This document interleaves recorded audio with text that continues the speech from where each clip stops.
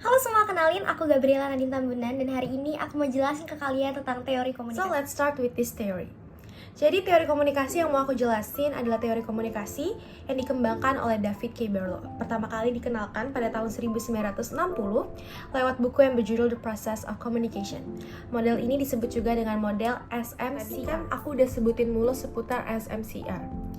4 elemen utama dari model komunikasi David K. Berlow. Kita akan mulai dari elemen pertama, yaitu source atau sumber.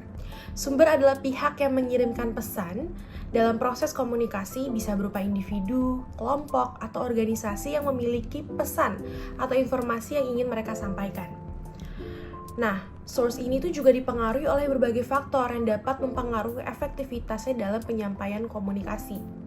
Seperti sumber keterampilan komunikasi. Jadi si sumber ini nih sejauh mana bisa menyampaikan pesan dengan baik dan efektif. Lalu yang kedua ada sumber pengetahuan. Sumber pengetahuan ini lebih ke sumber apa yang dimiliki oleh si source untuk bisa menyampaikan topik yang hendak dibicarakan atau disampaikan ke receiver. Lalu juga ada sikap dan motivasi. Apa sih yang melatar belakangi si sumber untuk menyampaikan pesan dan apa motivasinya si sumber untuk melakukan kegiatan komunikasi ini? Tujuannya apa? Latar belakangnya apa? Lalu kita ke elemen yang kedua, yaitu pesan atau message. Pesan adalah isi dari komunikasinya, isi dari apa yang ingin disampaikan oleh si source tadi. Pesan ini bisa berupa ide, informasi, atau bahkan perasaan yang ingin dikomunikasikan oleh source kepada receiver.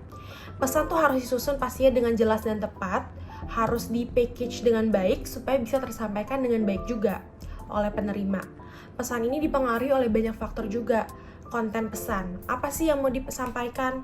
Format pesan, gimana nih pesannya mau disampaikan atau disusun seperti apa penyampaiannya? Kode pesan, simbol dan juga bahasa yang mungkin digunakan agar pesan dapat sampai ke receiver dengan baik dan dengan jelas. Selanjutnya yang ketiga, ada saluran atau channel. Salurannya adalah sarana yang digunakan untuk mengirim pesan tersebut. Jadi kalau source tadi ingin mengirim pesan, lalu pesan ini adalah apa yang ingin disampaikan oleh si source tadi, maka saluran ini adalah sarana yang digunakan oleh si sumber atau si source untuk bisa menyampaikan pesan tersebut kepada receiver. Jadi saluran ini bisa bentuknya tuh komunikasi verbal, non-verbal, atau melalui teknologi. Karena sekarang kita udah di zaman teknologi, banyak banget kan alat-alat kayak telepon, email, atau surat. Pilihan saluran dapat memengaruhi seberapa baik pesan itu disampaikan juga.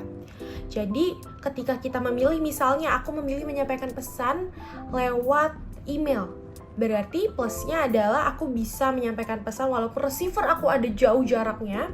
Atau minusnya juga, pesan ini bisa jadi terinterpretasi dengan kurang sempurna karena aku tidak membicarakannya secara langsung melainkan melalui tulisan. Jadi semuanya itu ada plus dan minusnya. Pilihan saluran dapat memengaruhi seberapa baik pesan itu diterima dan dipahami oleh si penerima. Jadi setiap saluran yang kita pilih ada plus dan ada minusnya. Lalu yang terakhir adalah penerima, receiver. Receiver ini kalau dijelasin lagi dari awal, dari susun SMCR ini, source adalah sumber atau orang yang ingin menyampaikan pesan. Lalu pesan adalah isi dari sesuatu yang ingin disampaikan oleh source. Saluran adalah media atau sarana yang digunakan oleh si source untuk menyampaikan pesan. Lalu ada receiver sebagai tujuan dari penyampaian pesan. Penerima, pihak yang menerima pesan oleh sumber. Jadi penerima juga memiliki peran penting dalam proses ini. Tanpa penerima, maka pesan tidak bisa disampaikan karena harus ada yang menerima pesan tersebut. Proses komunikasi ini dalam proses komunikasi ini, penerima harus bisa memahami apa yang disampaikan oleh si sumber. Berbagai faktor bisa memengaruhi penerima, seperti kemampuan pemahaman. Mungkin saja pesan sudah disampaikan dengan baik, dengan sederhana, tetapi si penerima masih memerlukan bahasa-bahasa yang lebih sehari-hari lagi. Jadinya sumber yang diberikan oleh si source melalui pesannya itu kurang efektif. Nah, ini bisa memengaruhi juga. Lalu ada juga keterampilan komunikasi penerima. Selain keterampilan komunikasi dari sumber, penerima juga harus memiliki keterampilan komunikasi yang baik jika pesan ingin tersampaikan dengan baik. Sejauh mana penerima dapat mengerti pesan yang disampaikan, itu tergantung oleh si penerimanya sendiri. Lalu persepsi juga latar belakang penerima. Pastinya source punya persepsi lain, penerima juga punya persepsi lain, maka interpretasi yang terjadi pun bisa berbeda. Ini faktor seperti pengetahuan, pengalaman, dan sikap penerima yang dapat memengaruhi pemahamannya terhadap pesan disampaikan oleh source. Tadi aku udah ngejelasin tentang SMCR itu sendiri.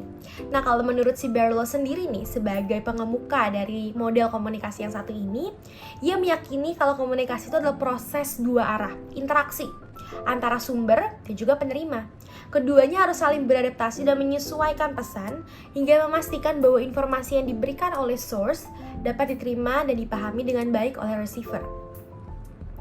Dalam model ini, komunikasi tidak hanya tentang pengirim pesan, tapi juga tentang bagaimana si penerima menanggapi dan memahami pesan yang telah dikirimkan oleh si pengirim pesan.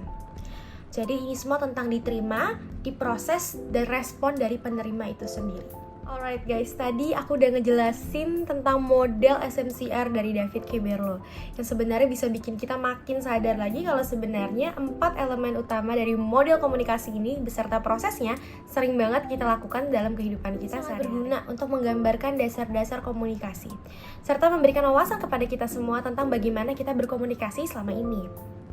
Dengan mengetahui model komunikasi, kita juga jadi paham bahwa komunikasi yang kita lakukan itu tidak sesederhana berbicara saja. Jadi, siapa yang bilang kalau belajar model komunikasi itu nggak penting? Aku harap dari video ini kita semua bisa sama-sama belajar bahwa semua hal yang berhubungan dengan pengetahuan dan wawasan adalah hal yang penting. Nggak ada hal yang sepele. So, jangan pernah berhenti untuk belajar, and see you guys all. Dadah!